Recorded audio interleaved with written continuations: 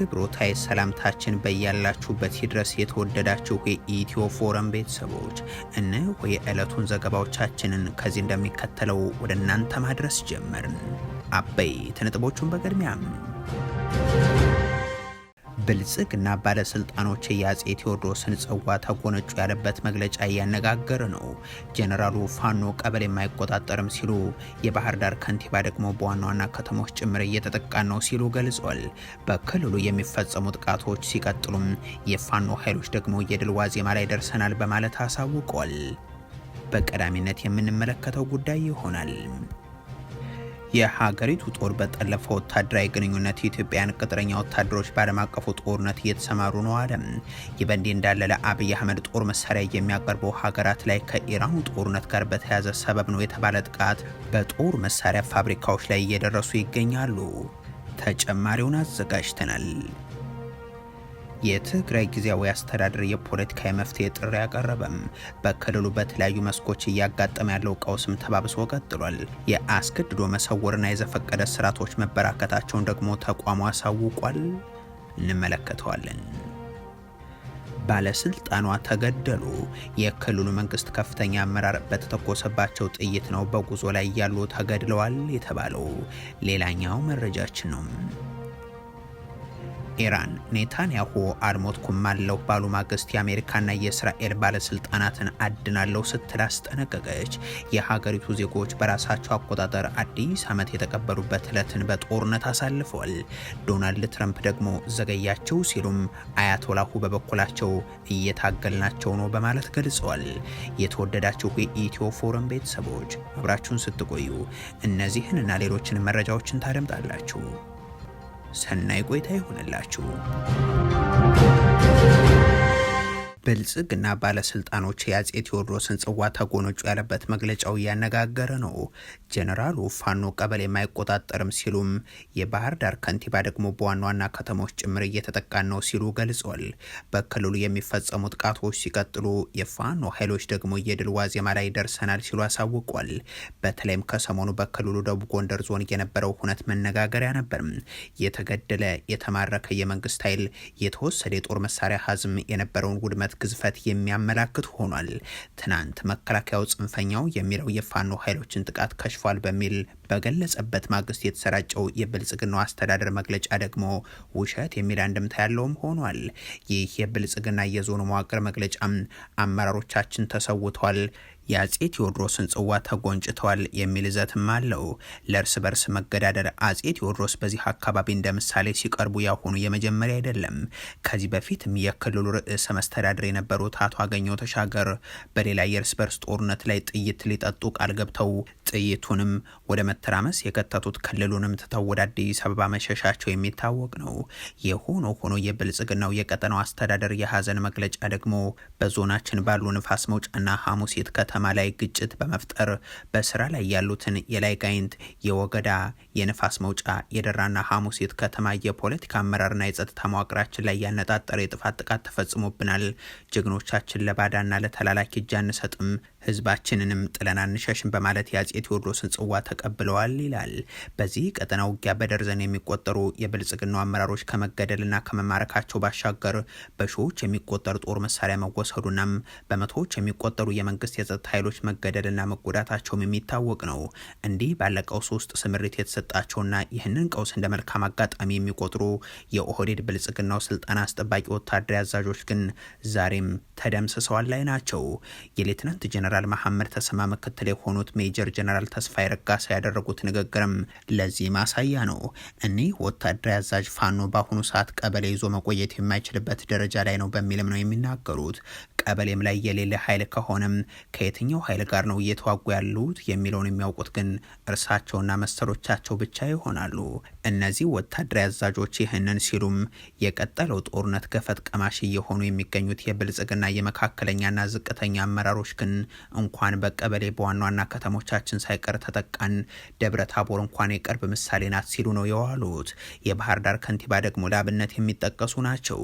ሰሞኑን እና ከዚህ ሳምንትም ቀደም ብለው በየአካባቢው የታጠቁ ኃይሎች በየአካባቢው በሰላማዊ ከተሞች በሰላማዊ ኗሪው ላይ የሚደርሰው ውድመትና ግጭት በተለይ በቅርብ በደቡብ ጎንደር ደብረታቦርን ጨምሮ እና ሌሎች ከተሞች በንጹሃን ላይ እነዚህ የታጠቁ ኃይሎች ጭካኔ በተሞላበት መንገድ እያደረሱት ያለው ውድመት በሌሎችም የክልላችን አካባቢዎች የሚታዩ ግጭቶች ከንቲባው በኢድ አልፈጥር በዓል ላይ ይህንን ሲናገሩ የፋኖ ኃይሎች ደግሞ ከኢድ ጋር አያይዘው ባወጡት መግለጫ የድል ዋዜማ ላይ ነን ብለዋል። በመቶ ሺዎች የሚቆጠሩ የአማራ ተወላጆች ባለፉት ዓመታት ከተፈጸመባቸው ጭፍጨፋም እንደ እድል ተርፈው ሀብትና ንብረታቸው ወድሞ ከቀያቸው ተፈናቅለው በመጠለያ ጣቢያዎች ውስጥ በረሃብ አለንጋ እየተገረፉም ከሞት ያልተናነሰ ኑሮን እያሳለፉ ይገኛሉ የሚሉት የፋኖ ኃይሎች የሙስሊሙ ማህበረሰብ ደግሞ በዚህ ረገድ ገፈት ቀማሽ ስለመሆኑ ያነሳሉ። በህዝቡ ላይ የተጫነውን የመከራ ቀንበር ይሰበር ዘንድ የምናደርገው ትግል በድሉ ዋዜማ ላይ ይገኛል በማለትም አክሏል። በመግለጫቸው ይህ በእንዲህ እንዳለ በክልሉ ዛሬም በተለያዩ ስፍራዎች ላይ ጥቃቶች ተመዝግበዋል። በማዕከላዊ ጎንደር በማክሰኝትና ደጎማ መካከል ባለ ስፍራ፣ በደቡብ ጎንደር በተለምዶ አለም ሳጋ ጫካ ተብሎ በሚጠራው አካባቢም፣ በሰሜን ሸዋ ደግሞ ደረፎ በሚሳይ ስፍራ የተፈጸሙ ጥቃቶችም አብነት ይሆናሉ። የሀገሪቱ ጦር በጠለፍኩት ወታደራዊ ግንኙነት መሰረት የኢትዮጵያን ቅጥረኛ ወታደሮች ባለም አቀፉ ጦርነት እየተሰማሩ ነው አለ። ይህ በእንዲህ እንዳለ ለአብይ አህመድ ጦር መሳሪያ የሚያቀርቡ ሀገራት ላይ ከኢራኑ ጦርነት ጋር በተያያዘ ሰበብ ነው የተባለ ጥቃት በጦር መሳሪያ ማምረቻ ፋብሪካዎች ላይ እየደረሰ ይገኛል። ብልጽግናና ዓለም አቀፋዊ ጦርነቶች አነጋጋሪ ግንኙነቶች አሏቸው። የዩክሬንና ሩሲያውን ጦርነት የብልጽግናው ፕሬዝደንት ላስታርቃችሁ ብለው ጠይቀው አንድ ሰሞን መነጋገሪያ ሆኖ ነበር። ከወቅታዊው የመካከለኛው ምስራቅ ጦርነት መቀስቀስ አስቀድሞ ደግሞ ዓለም እየተናጠች ነው፣ በእነርሱ ጦርነት የሚጎዱት ግን ራሳቸው ናቸው፣ እኛ ደግሞ ጥቅሙን ነው ፈልቅቀን የምናወጣው ሲሉ መግለጻቸውም አይዘነጋም። ኢትዮጵያና ኢትዮጵያውያን ስማቸው በእነዚህ ግዙፍ ዓለም አቀፍ ጦርነቶች ጉዳይ ላይ እየተነሳ ግን ቀጥሏል። የዩክሬን ጦር ያወጣው መረጃ ደግሞም ኢትዮጵያውያን በቅጥረኝነት ለሩሲያ በወታደርነት እየተሰማሩ ነው ይላል። የሀገሪቱ ሩቢዚ 4ኛ ብርጌድ የሩሲያ ወታደራዊ የሬዲዮ መገናኛዎችን በመጥለፍ አገኘሁት ያለውን መረጃ ዋቢ አድርጎ የተሰራጨው መረጃም በተለያዩ የመገናኛ ብዙሃን አጀንዳ መሆኑ አልቀረም። እንደ ጦሩ ከሆነም በፖክሮቭስክ አካባቢ 11 ተሽከርካሪዎች ከወደሙበት 14 ሰዎችም ከተገደሉበት አውደ ውጊያ በኋላም ሩሲያ የሌሎች ሀገራት ቅጥረኛ ወታደሮችን ለማሰማራት እየተዘጋጀች እንደሆነ ይጠቅሳል።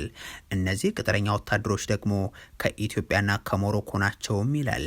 በእርግጥ ይህ ጉዳይን በተመለከተ ከሩሲያም ይሁን ከነዚሁ ሁለት ሀገራት በኩል የተባለ ነገር የለም። ይህ መረጃ ግን ከሰሞኑ የሩሲያው ፕሬዝደንት ቭላዲሚር ፑቲን ለጠቅላይ ሚኒስትር አብይ አህመድ ደውለው መነጋገራቸው ጋር እየተያያዘ በመነሳት ላይ ነው። በእርግጥ ፑቲን ወደ ኢትዮጵያም ወደ ፕሬዝደንት ታዬም ይሁን ወደ አብይ አህመድ የደወሉት በጋሞ ዞን አደጋው ጋር በተያያዘ ሀዘናቸውን ለመግለጽ እንደሆነ ከክሬምሊን በኩል ተገልጾ ነበር። ይህ በእንዲህ እንዳለ የጠቅላይ ሚኒስትር አብይ አህመድ የጦር መሳሪያ አቅራቢ ሀገራት በመካከለኛው ምስራቅ ጦርነት ሳቢያ ለጥቃቶች እየተጋለጡ ናቸው። የተባበሩት አረብ ኤምሬቶች ደግሞ በቀዳሚነት የምትጠቀስ ናት። የብልጽግናው ፕሬዝዳንት በተለይም በትግራይ ጦርነት ወቅት የጦር መሳሪያ ከሸመቱባቸው ሀገራት መካከል ደግሞም ቼክ ሪፐብሊክ አንዷ ሆና የምትቀርብ ናት። የዚህ ግንኙነት ማሳያ ተደርጎ የሚነሳው ደግሞም ለቼክ ሪፐብሊክ ጠቅላይ ሚኒስትር ፒተር ፊያለ በ4 ኪሎ የተደረገው የጀግና አቀባበል ነው። ከበርካታ ሀገራት ጋር ያላቸው ግንኙነት ከጦር መሳሪያ ጋር የተገናኘ የሆኑት አብይ አህመድም በቼክ ሪፐብሊክ የጦር አውሮፕላን መጠገኛን ጨምሮም የጦር መሳሪያ ማምረቻ ፋብሪካዎችን መጎብኘታቸው የሚታወስ ይሆናል። ዛሬ የተሰማው መረጃ ደግሞ በቼክ ሪፐብሊክ በሚገኝ ከእስራኤል ጋር ትስስር ያለው ኤልቢት ሲስተምስ የተሰኘም ግዙፍ የጦር መሳሪያ ማምረቻ ተቋም ላይ ጥቃት መፈጸሙን የሚያመላክት ነው። ዘ ኤርዝኩዌክ ፋክሽን ብሎ ራሱን የሚጠራው ስውር ቡድን ለጥቃቱ ኃላፊነቱን መውሰዱንም አሳውቋል። ኤልቤት ሲስተምስ እስራኤል በጋዛና በኢራን እያካሄደች ባለው ጦርነት የምትጠቀምባቸው የምድርና የአየር ላይ የጦር መሳሪያዎች ዋነኛ አቅራቢ ስለመሆኑም ይገለጻል። ዘ ኤርዝኩዌክ ፋክሽን ቡድን ማስተላለፈው መልእክትም ይህ ስፍራ የእስራኤል ትልቁ የጦር መሳሪያ አምራች ለአውሮፓ ኦፕሬሽኑ የሚጠቀምበት ማዕከል ነው፣ አሁን በቃጠሎ ወድሟል ብሏል። አክሎም ከጥቃቱ ጋር እጃቸው ያለበትን ዓለም አቀፍ መንግስታትን ለመለመን ጊዜ የለንም፣ ሰዎችን ለመግደል የሚጠቀሙባቸው መንገዶችን ለማክሸፍ አስፈላጊውን ሁሉ እርምጃ እንወስዳለን ሲልም አስጠንቅቋል። የትግራይ ጊዜያዊ አስተዳደር የፖለቲካዊ መፍትሄ ጥሪን አቀረበም። በክልሉ በተለያዩ መስኮች እያጋጠመ ያለው ቀውስ ተባብሶም ቀጥሏል። የአስገድዶ መሰወርና የዘፈቀደ ስርዓቶች መበራከታቸውንም ተቋሙ አሳውቋል። የትግራይ ክልል ያለበት ነባራዊ ሁኔታ ከጦር መሳሪያ በመለስ ያለ የክልል ቀውስ ስለመሆኑ ተደጋግሞ እየተገለጸ ነው። ከደሞዝ፣ ከባንክ፣ ከነዳጅ እናም ከሸቀጦች ጋር በተያያዘ የሚነሱ ጥያቄዎችም አሁንም እንደቀጠሉ ናቸው። በክልሉ የሁሉም ባንኮች የኤቲኤም ማሽኖች አገልግሎት መስጠት ካቆሙ ከአንድ ወር በላይ ሆኗቸዋል። መቀለ፣ አክሱም፣ አድዋ፣ ሽረ፣ አዲግራት እንደዚሁም እንደ ውቅሮ ባሉ ከተሞች የሚገኙ ዋዜማ ያነጋገራቸው ምንጮች በክልሉ ባለው የጥሬ ገንዘብ እጥረት ሳቢያም የኤቲኤም ማሽኖች አገልግሎት መስጠት ካቆሙ ሰነባብቷል። በበርካታ ባንኮችም የገንዘብ ማውጫ ገጽ አንድ ሰው በአንድ ቀን ማውጣት የሚችለው የገንዘብ መጠን በየጊዜው እያሽቆለቆለ ሄዶ አሁን 500 ብር ብቻ ላይ ደርሷል። የባንኮች የኤቲኤም ማሽኖች በአሁኑ ወቅት ሙሉ በሙሉ የኤሌክትሪክ ኃይል አቅርቦት ተቋርጦባቸው አገልግሎት እንዲያቆሙም ተደርገዋል። የጄኔራል ታደሰ ወረዳ አስተዳደር ክልሉ ለገባበት ቀውስ ፖለቲካዊ መፍትሄ ጥሪንም አቅርቧል። በጦርነቱ ተፈናቃዮች ላይ የሚደርሰው ቀጣይ ሞት ለመከላከል አስቸኳይ የሰብአዊና የፖለቲካ መፍትሄዎች ያስፈልጋሉ ሲልም ነው የገለጸው። የጄኔራል ታደሰ ወረዳ ከሰሞኑ ባደረጉት ንግግር በሰላማዊ መንገድ የምናደርገው ጥረት ሳይሳካ ቀርቶ አቅጣጫውንም ስቶ ወደማንፈልገው ጦርነት የምናመራ ከሆነም ሌላ አማራጭ ስለሌለን ራሳችንን ለመከላከል የሚያስችለን ዝግጅት እናደርጋለን ሲሉ ተደምጠው ነበር።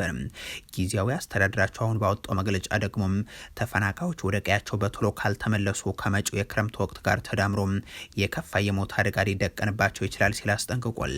የፌደራል መንግስቱ የጦርነት ማቆም ስምምነቱን ያለምንም ማዘግየት ሙሉ በሙሉ ተግባራዊ እንዲያደርግ ሲል የጠየቀው የጊዜ አስተዳድሩም ተፈናቃዮች ወደ ቀያቸው ተመልሰው በሰላም እንዲኖሩ ማህበራዊ አገልግሎቶችን እንዲያገኙና ህገ መንግስታዊ መብታቸው እንዲከበር ሲልም ጠይቋል።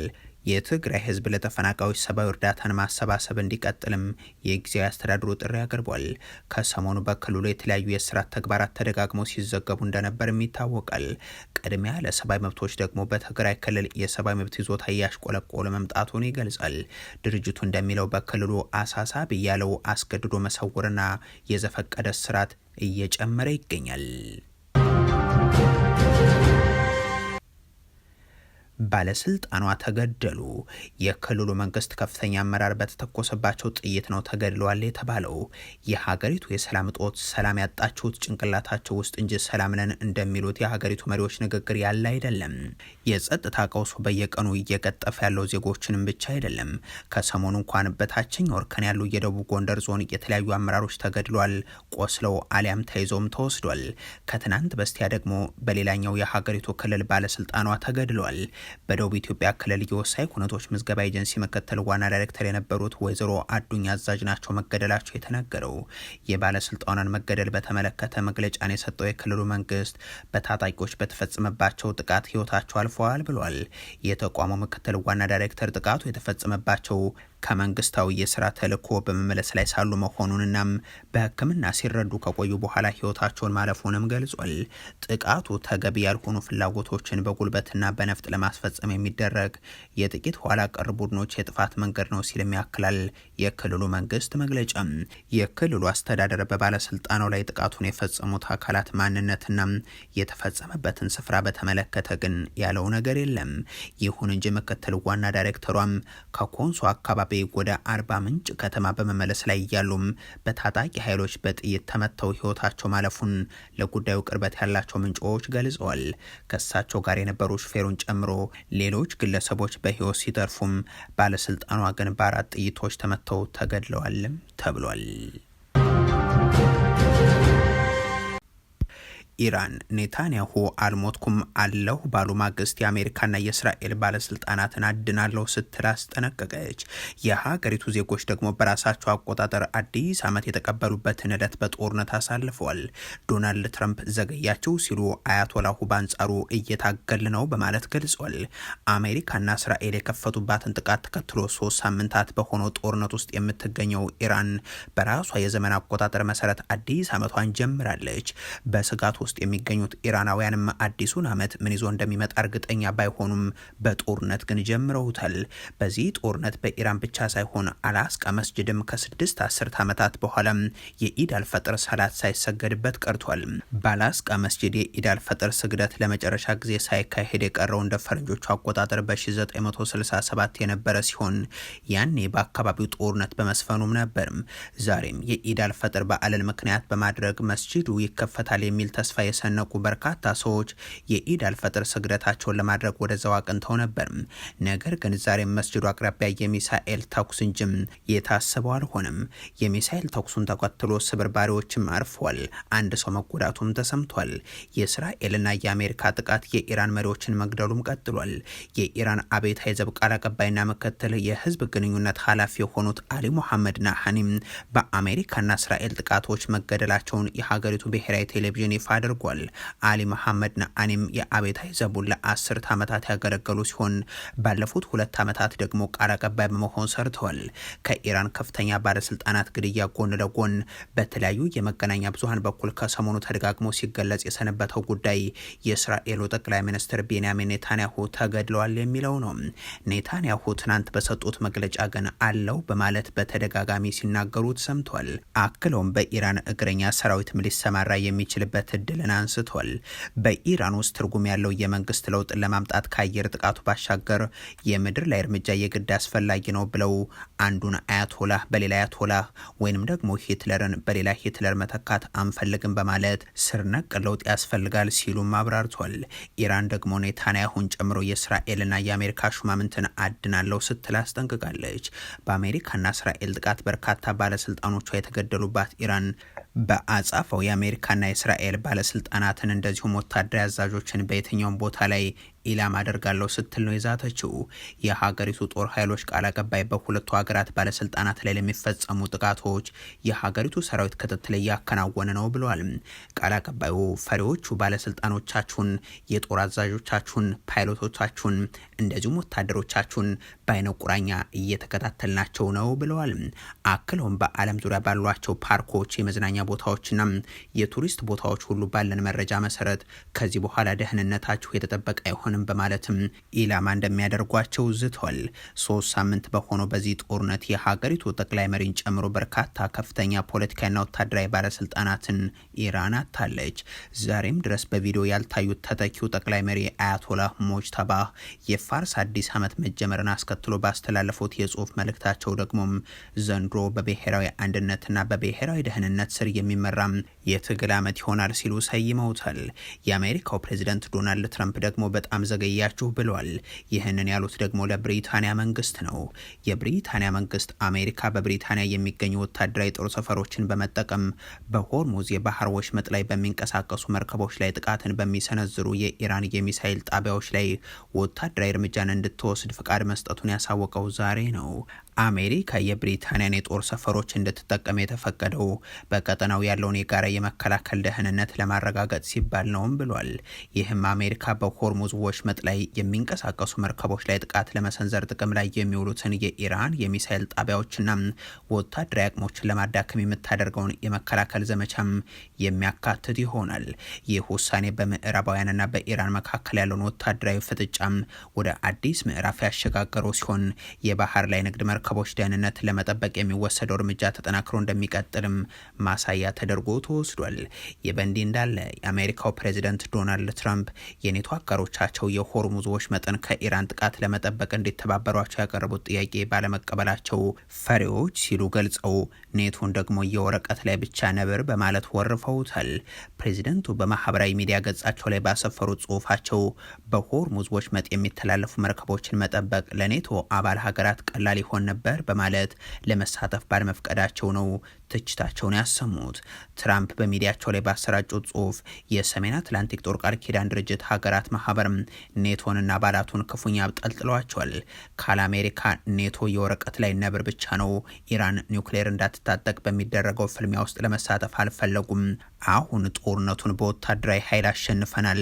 እነሱ የኔቶ አባላት ግን በነዳጅ ዋጋ መጨመር እያማራሩ ነው። ነገር ግን የነዳጅ ዋጋ በከፍተኛ ሁኔታ ለመጨመሩ ብቸኛው ምክንያት የሆነው የሆርሙዝ የሆርሙዝ ወሽመጥን በቀላል ወታደራዊ ስምሪት ለማስከፈት ለማገዝ ፈቃደኛ አልነበሩም በማለትም ወቅሷል። በትንሽ ዋጋ በቀላሉ የሚፈጽሙት ነገር ነበር፣ እናንት ፈሪዎች አንረሳውም በማለት የኔቶ አጋሮቻቸውንም አጥብቀው ወርፏል። የተወደዳችሁ የኢትዮ ፎረም ቤተሰቦች ለዛሬ ያሉን መረጃዎች ይህንን ይመስሉ ነበር። አበቃን። ቸር ያሰማን።